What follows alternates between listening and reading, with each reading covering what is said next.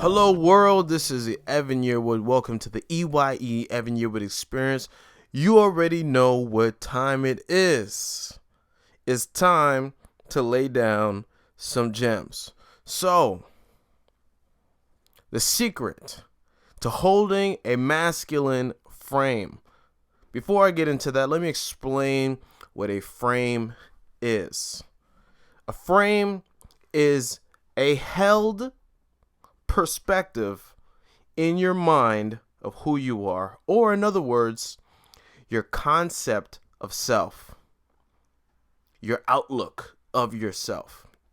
And when you are in a certain frame of mind, you do certain things out of that frame of mind. So if you were scared, right? You're in a scared frame. You're gonna do, like, how would you imagine if a scared person looks right now, right? Their eyes quivering, they're shaking, they're indecisive, they're in a scared frame. Now imagine somebody in a confident frame. They are acting totally different. The difference is their mind is set in a very specific perspective of themselves, their concept of self. So why is it important for you, I'm assuming you're a man, wanting to know what is the secret of holding my masculine frame? Why do you want to hold a masculine frame? Number one, it is very attractive to women. A man that's a man's man, a man, right? We're not talking about toxic masculinity, like one of the latest buzzword, toxic masculinity. No. It's called standing on your ground, 10 toes down, being assertive, being a leader, being confident, intelligent. That's masculine. So yes, it's attractive. Number two, people will respect you when you're not a pushover, when you don't just agree to agree, you speak what your truth is. You express yourself. People will respect you. And then number three, which is honestly the most important thing of all, is you will respect yourself. If you don't have self-respect, then you're worthless in your own eyes. Somebody that has tremendous self-respect treats themselves very well. They take care of themselves. So it'll change how you view yourself. So let's talk about the key to holding a masculine frame. When you are encountering other people, you may be able to hold your masculine frame, but until somebody comes, there's always going to be somebody that's challenging that frame. So another way of saying frame is your worldview. Your worldview is you are the man. You are awesome. But let's make it man and woman. Let's say a girl comes, right? Or a woman. And she has a different worldview. That, you ain't really nothing. Right? Just take the example. So your worldview is you're amazing. You're the man. You're boss. Her worldview is, you all right. You a 4.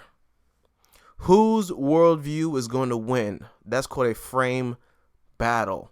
Her belief versus your belief. The person that's going to win is the person that's more confident. See, this is what it really is. The secret of holding your frame is confidence in your frame. How true is your frame? How true is your belief? A belief is like a table. If there's no legs under the table, it won't stand. It can't stand. There's no legs. If it has one leg, it'll tip over. You need how many legs? You need at least 3. 4 is better. 5 is amazing. 10 is incredible. So for your belief to stand, your table, you need legs under your belief. What are legs? Legs is proof. For any belief to stand, it needs proof. Verifiable proof. So, you are in a masculine frame. Somebody comes and they have a different frame. You ain't really nothing.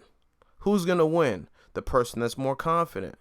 If you're more confident, what that means is that you have more legs under your table. You have more proof that can back up this frame that you have. So where's the key? The key is build the proof. So that's what we're going to talk about. How to do that.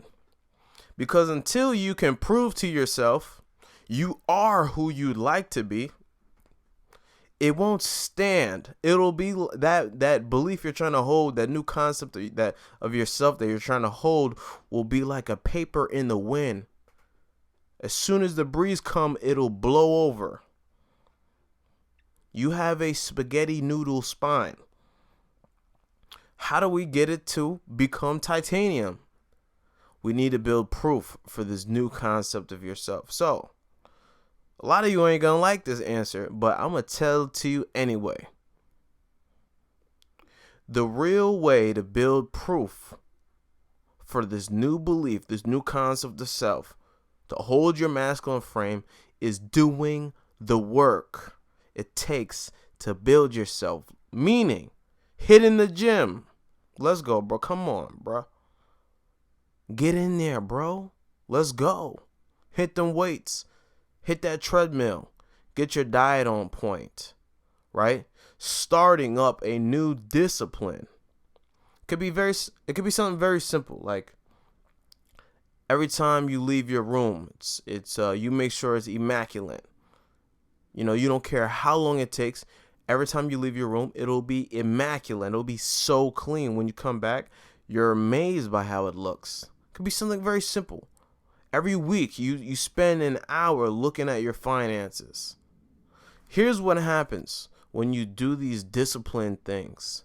It compounds over time into massive results. Kind of like my beard, right? I went on a 12-week journey to grow a beard. As soon as I started, I had no proof that I can grow a beard. All I had was this floating idea that it was possible based off what I've seen other people do. When I started, my closest friend laughed at me, literally. He was like, bro, you're not growing a beard. I was doing the discipline of growing a beard for 6 weeks, and I got no results. 6 weeks. It wasn't until the 7th week that I saw any hair sprout out of my face. It wasn't until the 7th week. And then the 8th week, it looked incredible. And then the 9th week, and then the 10th week, it was like an exponential growth. And like, go watch my beard video. You'll see, like, it grew so much faster in the last couple weeks than it did in the first 6.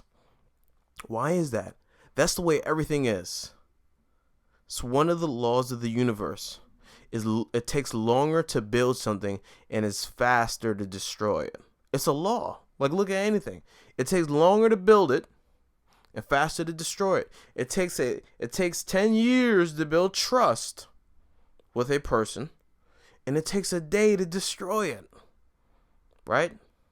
It takes whatever, like 2 hours to build a glass not a chandelier, like a glass bottle or whatever. You can destroy it in a second. So, to build the proof, you got to do the work. This is what you need to be obsessed with. Forget whatever your friends are talking about. If they don't have what you want, there's really no reason for you to be entertaining anything that they're talking about. You know, like I got like a, depending on who I'm talking to, I put a timer on my phone that goes off to let me know I need to get off the phone with this person. Because if I keep talking, they're going to have me talking about something that I don't need to be paying attention to. Some of the dumbest things. Bro, can you believe there's dirt all over the snow? Bro, I don't care. Yes, okay? Like, let's talk about something constructive. So, forget all that. If you want to hold your masculine frame, You got to get obsessed with doing the work, doing the personal development. There's something so powerful about somebody that builds themselves up. But you got to get the right ideas. Right? That's one of the reasons why reading is so important. There was a famous quote that said, "The rise and falls of nation will be determined by the rise and falls of ideas." Ideas outlast man. Ideas combined create an ideology. Ideology determines what you think and how you respond and how you act. So a lot of times it's going back to the root of your ideology.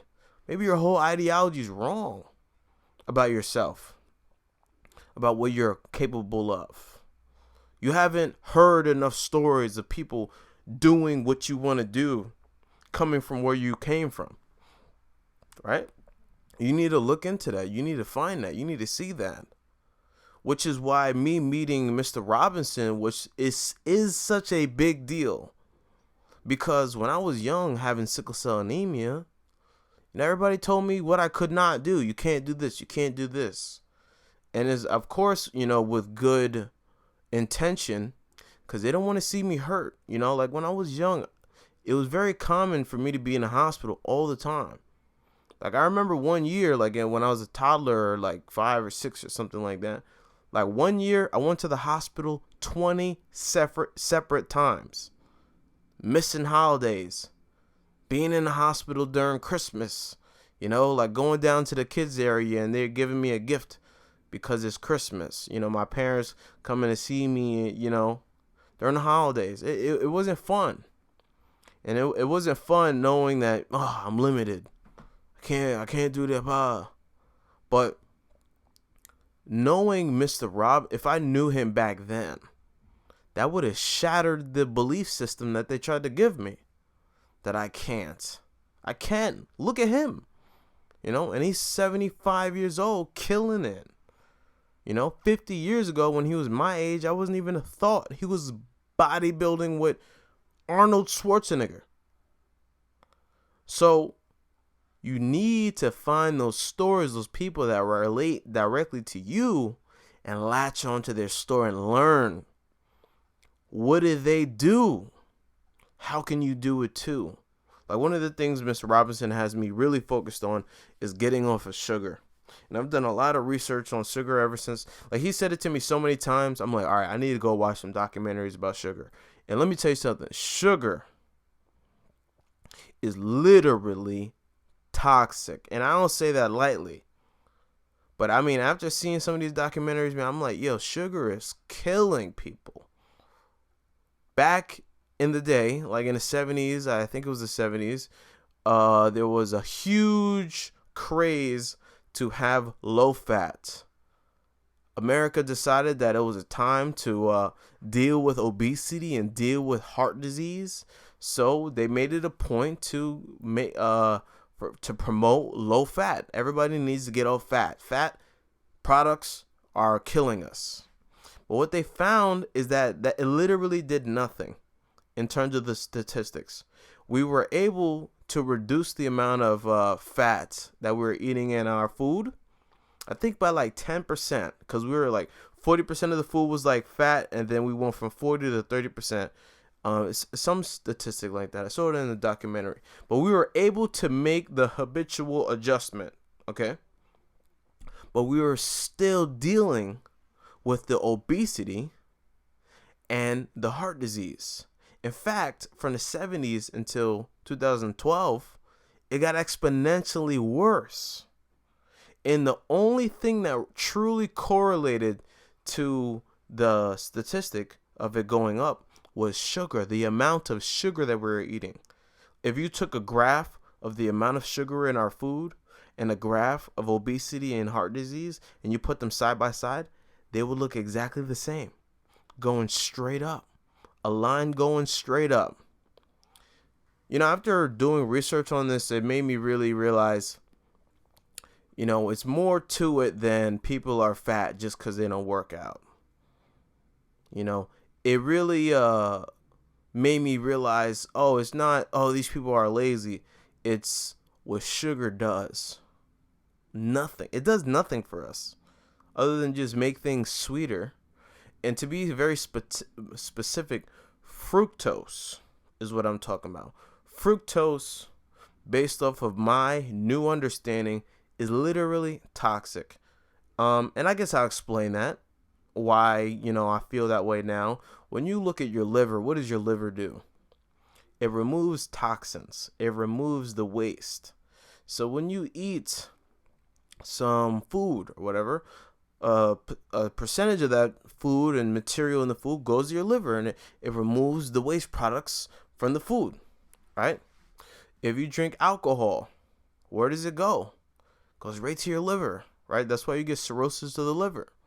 Because if you have too much, your liver can't handle getting rid of all those toxins, right? That alcohol, the methanol inside of, not methanol, ethanol inside of the liquor. Fructose, compared with glucose, right?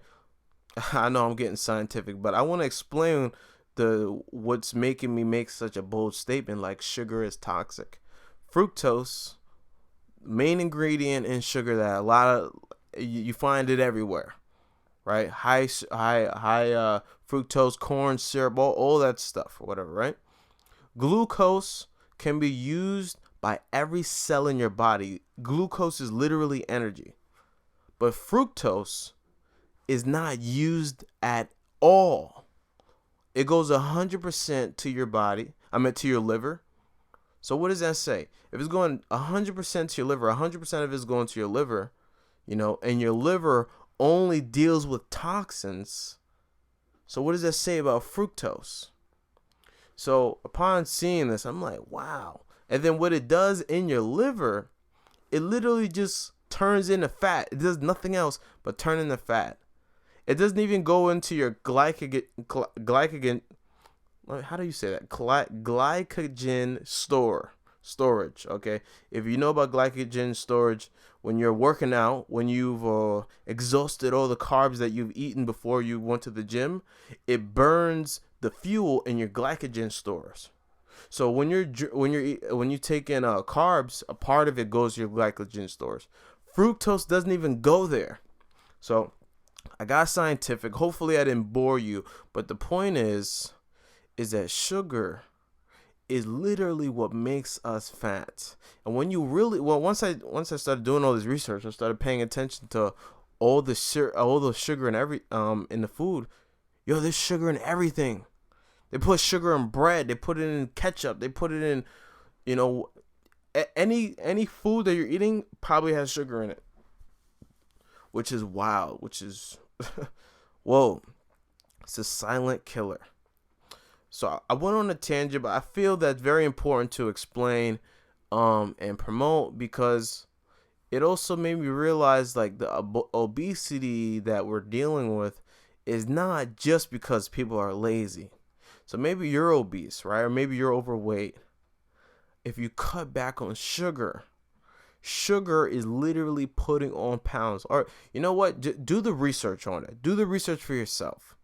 Just take a look at the effects of what sugar is doing. And I'm not being, me on the high horse looking down on anybody that has a problem with sugary stuff, because listen, I definitely like my snacks. Anybody that knows me knows I like my snacks. I like my Edmonds. I like my Little Debbie. But, Mr. Robinson, that's one of the things he kept on telling me every time I'm on the phone with him. Evan, sugar will kill you. Sugar will kill you. Sugar will kill you. It will kill you, especially because you got sickle cell. It will kill you.